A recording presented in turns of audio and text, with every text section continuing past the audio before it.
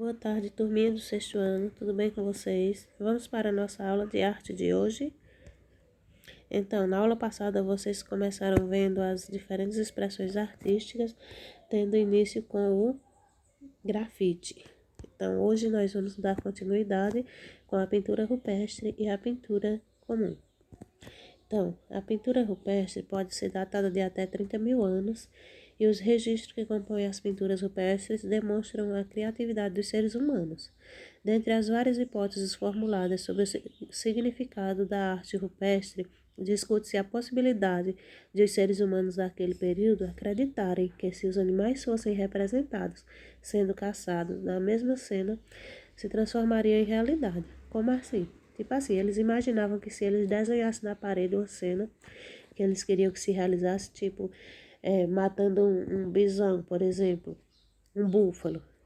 Essa cena se tornaria realidade logo em seguida. O suporte para essa cena, para essas pinturas, são paredes de locais como grutas, cavernas e lajes de rochas. O objetivo dessa pintura era transformar o que foi imaginado e criado nas paredes em realidade. O material utilizado: tintas feitas a partir de elementos retirados da natureza, como água, sangue de animais, gordura animal e terra e carvão. E a técnica utilizada era assim: eles dissolviam o pó produzido pelos materiais acima em gordura de animais caçados para poder pintar. Então, era assim que eles faziam. E a pintura, normalmente, propriamente dita, ela é muito importante para a nossa vida. E para se fazer uma observação mais apurada de uma obra de arte, é indispensável que ela seja observada ao vivo. Por quê? Porque em algumas pinturas, o modo como a pincelada é realizada exige certo distanciamento para que a imagem seja apreensível em sua totalidade, enquanto outras precisam ser a gente precisa ter uma maior aproximação delas para poder observar os detalhes e as texturas existentes nessa obra de arte. Então, qual o objetivo das obras de arte, da pintura? É conceber e divulgar sentimentos e ideias. Qual é o suporte onde a gente faz essas pinturas?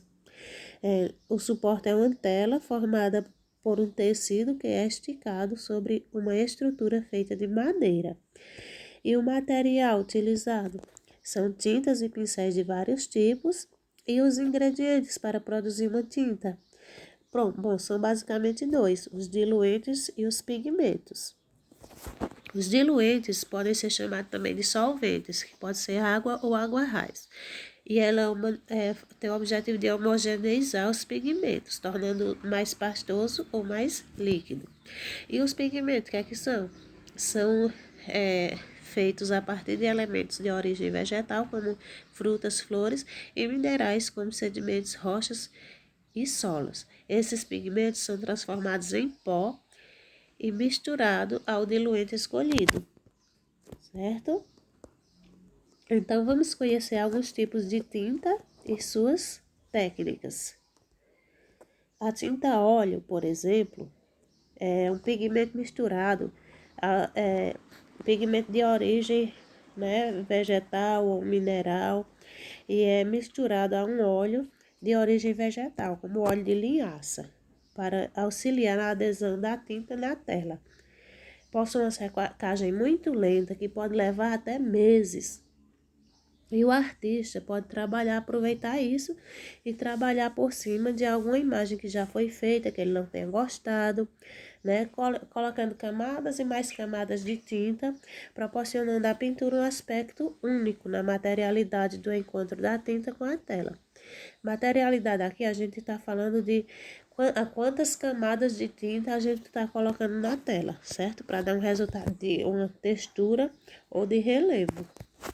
Então, vocês podem observar nessa obra aqui de Claude Monet, chamada Nenúfares, que ele utilizou óleo sobre tela e ele fez esse procedimento, várias camadas de tinta de várias cores, que as tintas parecem aí em algum momento se misturar e causam um efeito bem legal, Nós temos também o nanquim, que é um tipo de tinta que foi criado na China há mais de 2.000 anos. Possui uma coloração opaca que proporciona uma densa cobertura do desenho ou da pintura. Adicionando água, a gente pode obter um tom de cinza. Vocês podem observar aqui nessa obra de Roman Sutta, que ele utilizou nanquim sem misturar água, né? Por quê que ele não misturou? Que a gente sabe que ele não misturou. Porque aí não está uma cor cinza, está uma cor bem preta, um preto bem opaco. Então, nessa obra aí chamada Músicos Rurais, de 1934, ele utilizou o nanquim puro, né? No caso. E a tinta acrílica também, que é um outro tipo de tinta, é uma tinta fosca, mas possui um brilho bem sutil. A secagem é bem rápida comparada à tinta a óleo e as cores não se misturam, elas se sobrepõem. Diluída em água, adquire um aspecto mais transparente. Observe aí que você pode conseguir destacar várias cores uma por cima da outra. Porque esse tipo de tinta ela não se mistura, as cores não se misturam igual a tinta a óleo, né? Aí a pintura uma feita em acrílico, com tinta acrílica sobre tela, de Luiz Áquila, 1987. E nós temos também a têmpera. A têmpera é um outro tipo de tinta. Para fazer essa tinta, a gente adiciona geralmente pigmentos misturados em água e cola, ou em água e ovo. Que interessante, né? Ela não permite a obtenção de múltiplas tonalidades, nem a mistura de cores, mas pode resultar em cores brilhantes e translúcidas ou opacas e fortes.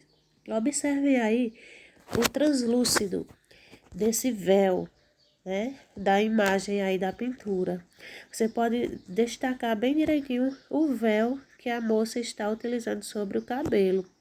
Nessa pintura de Marília de Dirceu, chamada assim, Marília de Dirceu, Têmpera sobre a Madeira, de Alberto da Veiga Guinard, de 1957. A gente consegue visualizar o véu em cima da cabeça da moça. Então, significa que esse véu aí foi pintado com têmpera, certo? A tinta chamada têmpera. E também nós temos a tinta guache, que a gente conhece muito bem, né? Que a gente utiliza na escola. Tem a secagem muito rápida. As cores mais claras podem ser colocadas sobre as cores mais escuras após a secagem, criando novas possibilidades em decorrência dessas sobreposições. Observe aí essa imagem chamada Ciclistas. É uma pintura a guache de Iberê Camargo, feita em 1990. Ele sobrepõe aí as cores, coloca uma cor por cima da outra depois que seca e dá esse efeito aí bem legal, né? E os pincéis para a pintura. Cada tipo de suporte de tinta pode requisitar o uso de diferentes pincéis, né? Então, tem aqueles pincéis com cabo menores. Tem aqueles pincéis com cabos menores, que eles podem ser utilizados sobre papel pequeno ou para estudos realizados, né? Aí com aquarela ou com nanquim.